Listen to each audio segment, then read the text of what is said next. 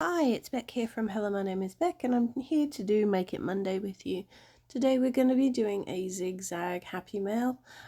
This is something that many people have done before, but a lot of people have done it with a 12 by 12 sheet and scored at 4 and 8 and then cut across the top. But this time I'm doing a mail that is 6 inches wide and 8 inches tall. So at the tallest point of the zigzag, it's 8 inches. So I'm just taking off the top edge of the 12 by 12 papers here. You can see that I've got 2 of them and I've scored them both at 6 inches. And then on that one, I've just taken off the right hand side and left 2 inches to the score line. So I'm folding both of these, and this is what's going to create my zigzag mail here, or my trifold, I guess you could say. So I'm just using the 2-inch score there to create a connection between the two papers, and it's then going to become a pocket on the actual zigzag mail. I did notice that when I put the paper around the front, it wasn't actually pairing up, so I have scored it again just to make sure that that front page actually goes all the way across and hides the rest of the mail.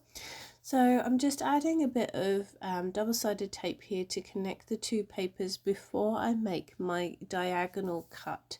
So I've just added a piece to the bottom, and then I've added a piece to the edge right next to the seam.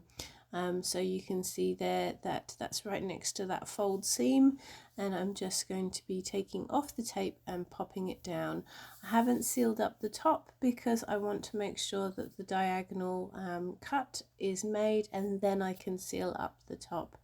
So you can see here that I bring in an envelope, which is the size that I want my mail to actually end up. So it's an 8-inch at the top.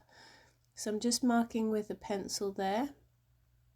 And then what I do is I make a mark on the other side at, I think it's 6 inches, but I would have probably preferred to have made a 5-inch mark on the other side to actually have more of a staggered zigzag or diagonal. You'll see when you actually fold up the mail that that's the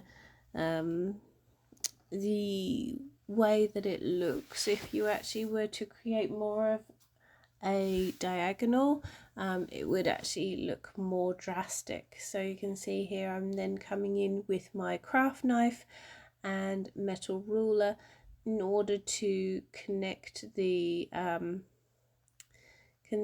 diagonals all the way across those two 12 by 12 papers.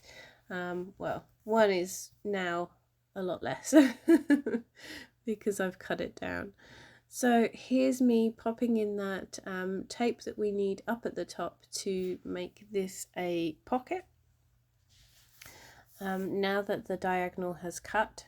So when you fold it up, you can see that it's not as drastic, like the zigzag isn't as drastic. So like I said, on that front page I would have gone 5 inches up to make the diagonal more of a defined diagonal. So this is just a piece of pink paper here that I am intending to use for decoration. If you just wanted to see how to make the mail, then you are free to leave the video here. I am going to be decorating this mail here for the rest of this video, and it takes us up to 13 minutes. This is the 4-minute mark that I have completed the actual mail itself. So if you want to see me decorate this mail, more than welcome to stay and keep me company. So I have used the pink paper here from the same range. This is a Prima paper pack. You actually get quite a few sheets of the same paper. I think it's 4 sheets of each. So that's why I was able to actually use 2 sheets to actually make the base mail. And then what I do is I find the butterfly that I want on the front to marry up with the paper that I have used, and I cut that apart from the sheets. So you can see this butterfly here. And then what I do is, because we have actually got 4 sheets of this paper, I do actually use 2 more of the butterflies to be able to actually layer up almost a decoupage layer, to raise that off of that front page. Something that I don't know, the inspiration came to me and I thought, oh, actually that would look really nice if I actually just added another butterfly on the top. And once I was done with that, I then decided that I would cut out another of the banner and layer that on top as well. So you can see here I just skip ahead so you don't have to see me fussy cutting this butterfly all the way out. And then I decide to round the edges of this one. I've actually distressed the edges of the pink with my scissors, but this is another option which actually really looks quite nice when you've got a nice background on the back, to actually just round up the edges, so it gives it a different look.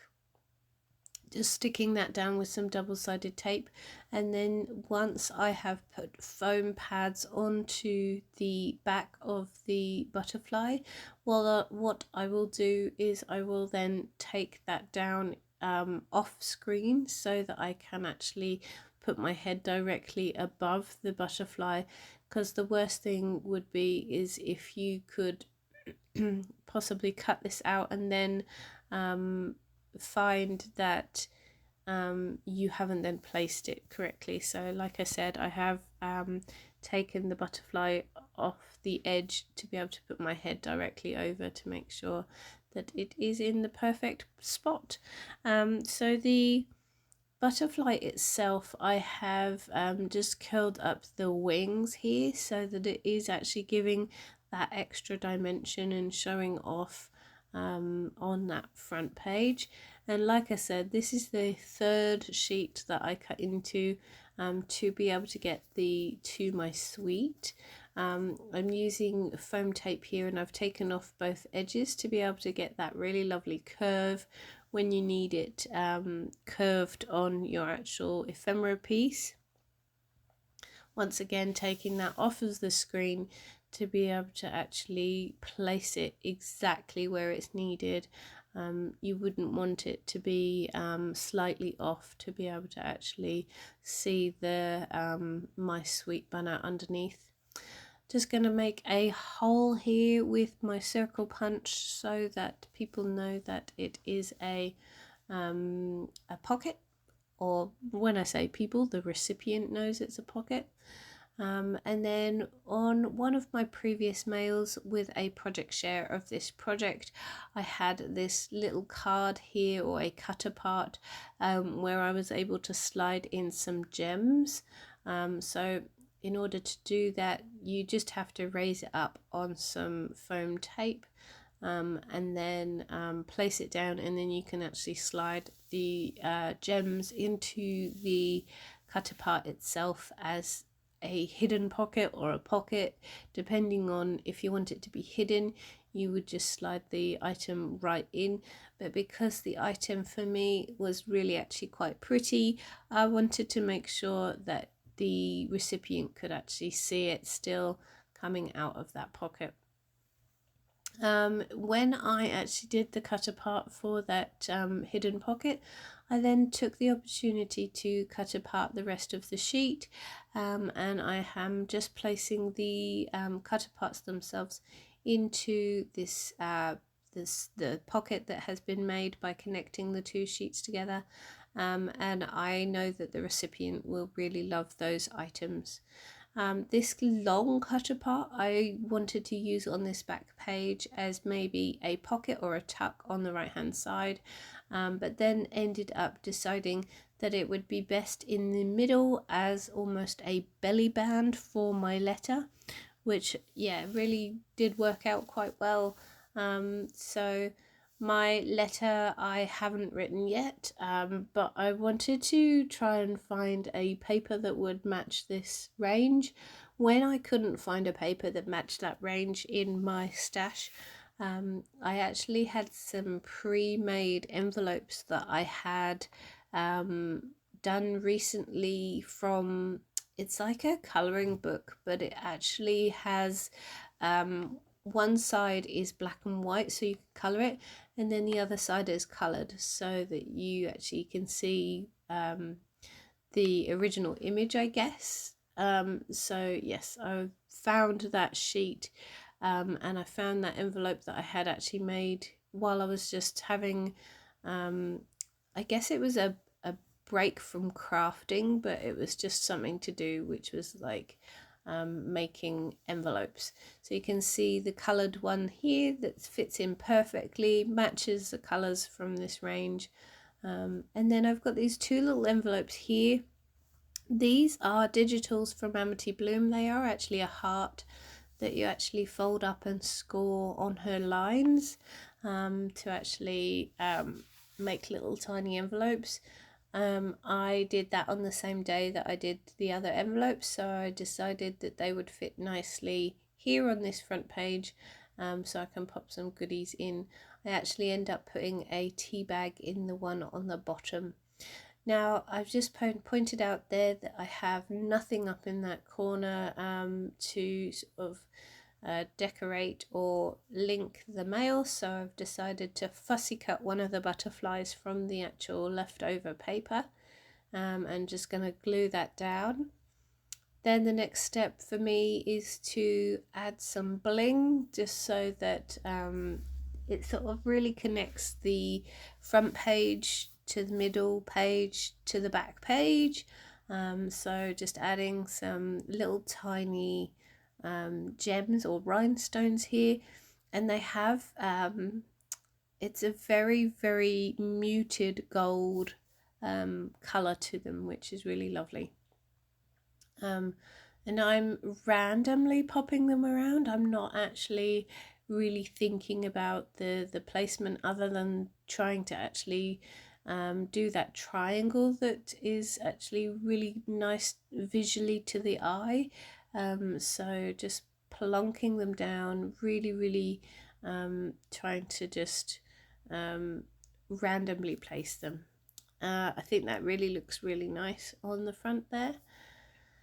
So coming to the end of this mail here, if you like this video, please give it a like, a comment and subscribe to my channel if you haven't already. I'm hoping you're all well and taking care on the new year here for 2023, and I will see you in the next video. Take care everyone, lots of crafty love, bye.